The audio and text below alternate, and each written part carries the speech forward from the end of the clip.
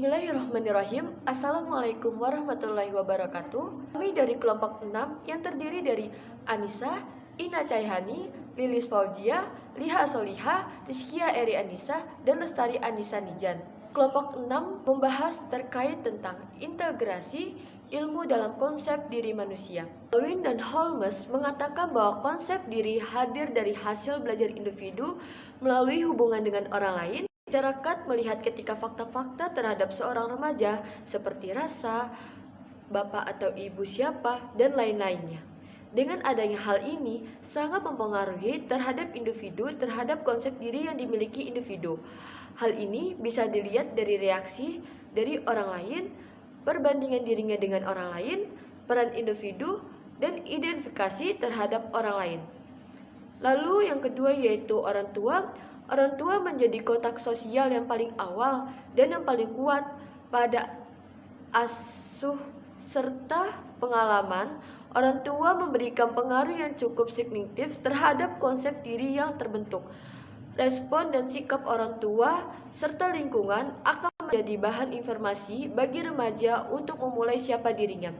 Dan yang terakhir yaitu kawan sebaya, yang kini memiliki posisi kedua setelah peran dari orang tua dalam mempengaruhi konsep diri. Hal ini dapat diukur dari teman kelompok sebayanya yang memiliki peran yang cukup berpengaruh terhadap pandangan yang dimiliki individu terhadap individu itu sendiri. Slide ini saya akan menjelaskan terkait tentang faktor yang mempengaruhi konsep diri dari sisi positif dan negatif, yaitu ada satu, jenis kelamin. Dalam ruang lingkup ataupun lingkungan masyarakat yang berkembang bermacam-macam dengan tuntutan peran yang berbeda berdasarkan jenis kelamin. Yang berikutnya yaitu ada suku bangsa. Dalam setiap daerah pasti memiliki kelompok masyarakat yang memiliki suku bangsa tertentu. Hal ini dapat dikaitkan sebagai kaum minoritas. Akhir yaitu ada nama dan pakaian. Di era globalisasi ini, nama dan pakaian ini menjadi pengaruh yang cukup penting serta cepat berkembang dalam kalangan sekarang ini. Adanya kelemahan dalam diri seorang yang kini dalam berpakaian. Kita juga dapat menilai atau pasti sudah memiliki gambaran mengenai bagaimana si remaja saat melihat dirinya sendiri. Nama atau sebuah panggilan ini juga memiliki pengaruh yang negatif. Jiwaan diri manusia. Dalam Al-Quran, kata an-nafs atau jiwa disebutkan sebanyak 300 kali dengan berbagai bentuk kalimat dan kata asalnya. Misalnya, nafs al-lawamah, nafs amarah, nafs mutmainah, yaitu dan mereka bertanya kepadamu tentang ruh. Katakanlah, ruh itu termasuk urusan Tuhanku, dan tidaklah diberi pengetahuan melainkan sedikit. Terdapat pada Quran Surah Al-Isra ayat 85. Diri zahir memiliki makna, yakni diri yang dapat dilihat oleh mata dan dapat diraba oleh tangan. Diri batin, yakni diri yang tidak dapat dilihat oleh mata dan tidak dapat diraba oleh tangan, tetapi dapat dirasakan oleh mata hati. Dan Allah Subhanahu wa Ta'ala yang artinya, ingatlah olehmu kepadaku, niscaya aku mengingatmu, dan bersyukurlah kamu kepadaku, dan jangan kamu kafir kepadaku. Terdapat pada Quran Surah Al-Baqarah ayat 152. Kemudian, ketenangan yang hakiki. Ketenangan rohania mempunyai kontribusi yang sangat penting terhadap kebahagiaan hidup manusia, baik secara lahiriah maupun secara batiniah. Kebahagiaan hidup itu tidak akan bisa didapatkan jika manusia tidak memperoleh ketenangan hakiki. Bahkan, fisik manusia itu bisa hancur jika ketidaktenangan manusia mencapai titik yang paling memprihatinkan. Di sini saya akan melanjutkan penjelasan mengenai pengertian self-identity atau identitas diri. Identitas diri berasal dari bahasa Inggris yaitu identity yang memiliki pengertian harfiah yaitu ciri, tanda, atau jati diri yang melekat pada diri seseorang, kelompok, atau sesuatu sehingga membedakannya dengan orang lain. Sedangkan menurut Kamus Besar Bahasa Indonesia, kata identity atau identitas bisa diartikan sebagai jati diri atau self yang berarti diri atau orang atau seseorang yang terpisah dari yang lain. Selanjutnya yaitu pengertian identitas diri atau self-identity menurut para ahli. Yang pertama itu ada Erikson pada tahun 1968. Mengenal dan menghayati dirinya sebagai pribadi sendiri, serta tidak tenggelam dalam peran yang dimainkan. Nah, yang kedua itu menurut Waterman pada tahun 1984. Jelaskan bahwasannya identity berarti memiliki gambaran diri yang jelas meliputi sejumlah tujuan yang ingin dicapai, nilai, dan kepercayaan yang dipilih oleh individu tersebut. Yang ketiga yaitu menurut Ishiyama pada tahun 1989 yang menjelaskan bahwasanya self-identity adalah proses memulihkan dan memperkuat rasa harga diri dan identitas pribadi ada dalam kompetensi melalui berbagai kegiatan serta interaksi dengan lingkungan alam, sosial, dan jauh melampaui seperti tingkat spiritual. Selanjutnya yaitu mengenai faktor-faktor yang mempengaruhi self-identity atau identitas diri. Selain dipengaruhi oleh perkembangan fisik, kognitif, emosi, sosial, dan moral yang pesat, self-identity juga dipengaruhi oleh berbagai faktor. Di antaranya itu perkembangan para remaja. Nah, kan kebutuhan akan rasa percaya, otonomi diri, rasa mampu berinisiatif, dan rasa mampu menghasilkan sesuatu. Yang kedua itu pengaruh keluarga. Pola asuh yang berbeda akan menghasilkan proses pembentukan self-identity remaja secara berbeda pula. Tiga itu pengaruh individuasi dan connectedness.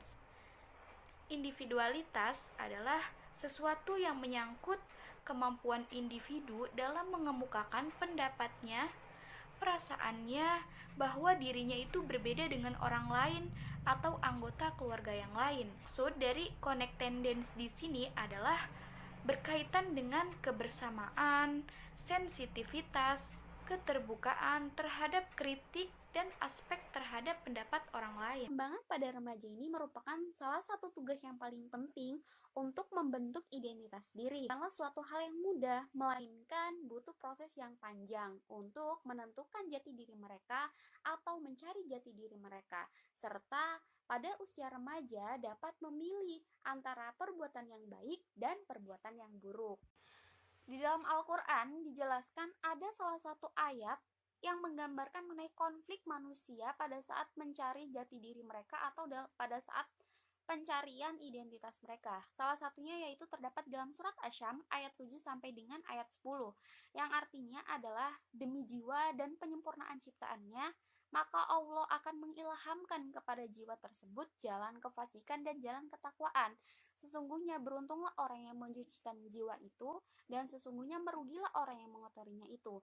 Nah, jadi Allah itu telah memberikan ilham kepada seluruh umat manusia di muka bumi ini, agar mereka itu bisa memilih antara jalan yang fasik atau jalan yang menuju ketakwaan, atau dengan istilah lain jalan yang lurus. Nah, Allah juga berjanji jika manusia itu mensucikan dirinya ke dalam jalan yang benar, maka Allah akan membalasnya itu dengan kenikmatan, ataupun sebaliknya. Surat yang saling berhubungan dengan surat Asy-Syams ayat 7 sampai dengan ayat 10 tadi, yaitu surat Al-Balad ayat 10 yang berbunyi wahadainahun najdain, yang artinya dan kami tunjukkan kepadanya jalan kebaikan dan jalan kebatilan.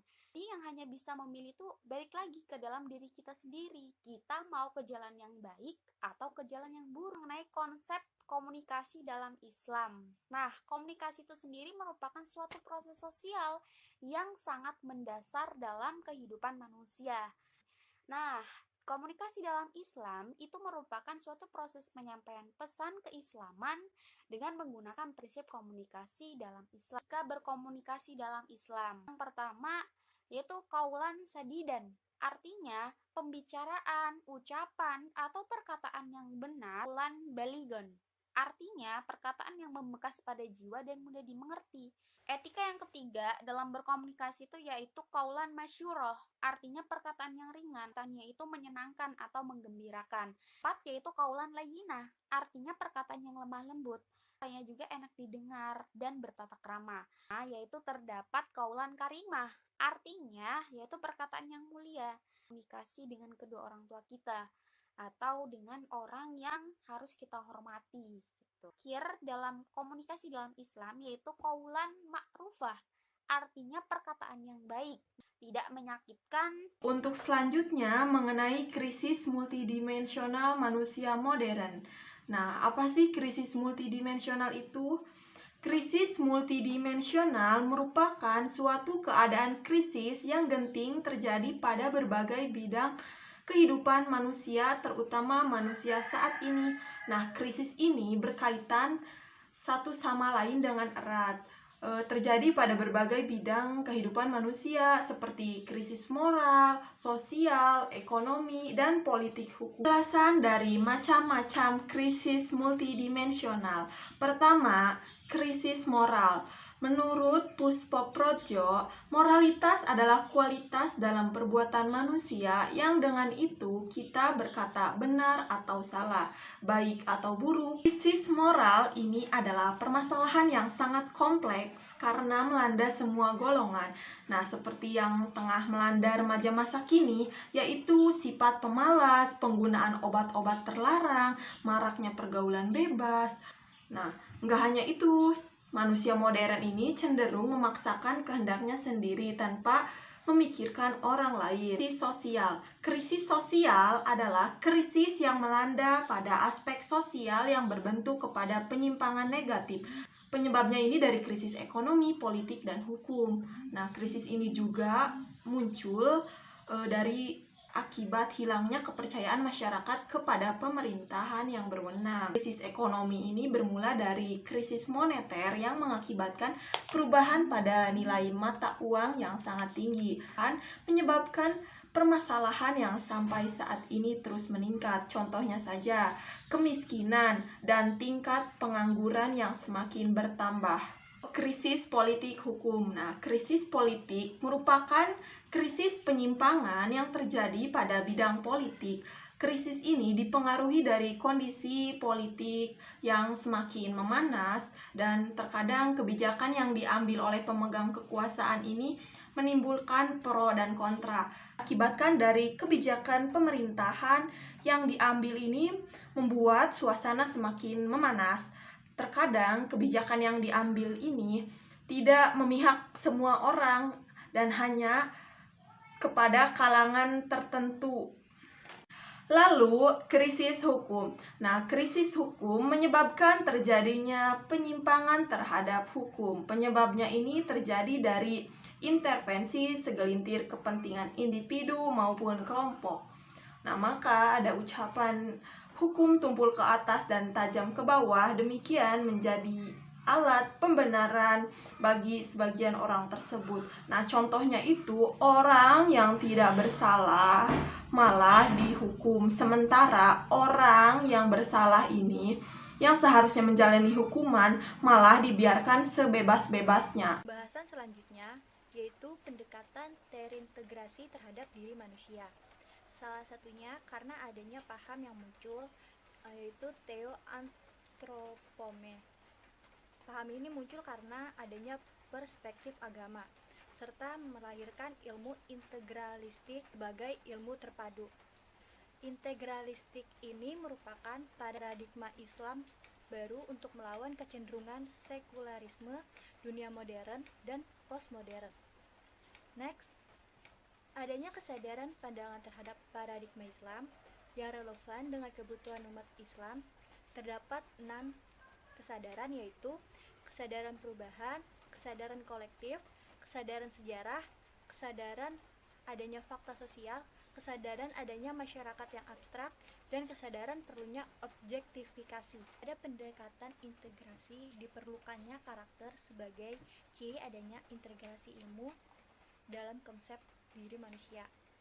Menurut Megawangi, dalam El Mubarok 2008 terdapat 9 pilar karakteristik, yakni pertama, cinta Tuhan dan kebenaran, 2, tanggung jawab, kedisiplinan dan kemandirian, 3, amanah, 4, hormat dan santun, 5, kasih sayang, kepedulian dan kerjasama, 6, percaya diri, kreatif dan pantang menyerah, 7, keadilan dan kepemimpinan, 8, baik dan rendah hati, 9, toleransi dan cintai. Selanjutnya juga terdapat pendekatan integrasi terhadap diri manusia, yaitu adanya nilai yang akan didapat melalui diskusi dan brainstorming. Kedua, mengambil sebuah cerita yang akan membentuk suatu nilai. Ketiga, memerankan adanya permainan nilai-nilai kemanusiaan. Keempat, menceritakan latar belakang dan kisah hidup serta nilai-nilai orang besar atau orang-orang yang berpengaruh. Kelima, menggambarkan dan mendeskripsikan nilai yang terjadi di dalam suatu kejadian. 6, menggunakan berbagai kegiatan seperti kegiatan pelayanan dan servis, field trip, dan klub-klub atau kelompok kegiatan untuk memunculkan nilai-nilai kemanusiaan. Terakhir itu ada integrasi sains dan agama dalam implikasi bagi pendidikan Islam. Pendidikan Islam sebagaimana ditekankan oleh M. Amin Abdullah dalam Al-Fiqhuddin 2016 harus memiliki hubungan yang erat dengan dimensi praksis sosial karena selalu memiliki dampak sosial dan dituntut untuk tanggap terhadap realitas sosial. Pendidikan dapat juga digunakan dan memperkenalkan kepada siswa dalam tradisi, budaya, kondisi sosial pada saat yang sama telah direduksi oleh ilmu pengetahuan, teknologi, industrialisasi modern. Selain itu, paradigma pendidikan Islam integratif akan melahirkan sikap inklusif sehingga tidak merespon perkembangan hanya secara reaksioner. Integrasi IPTEK berimplikasi pada pendidikan Islam antara lain itu ada 2. Pertama, implikasi dari segi kurikulum. Kedua, implikasinya dalam proses belajar mengajar. Pemaparan materi kelompok 6 tentang integrasi ilmu dalam konsep diri manusia telah selesai. Untuk itu, saya sebagai perwakilan kelompok 6 berdiri, dan apabila terdapat kata-kata yang tidak berkenan, mohon dimaafkan. Assalamualaikum warahmatullahi wabarakatuh.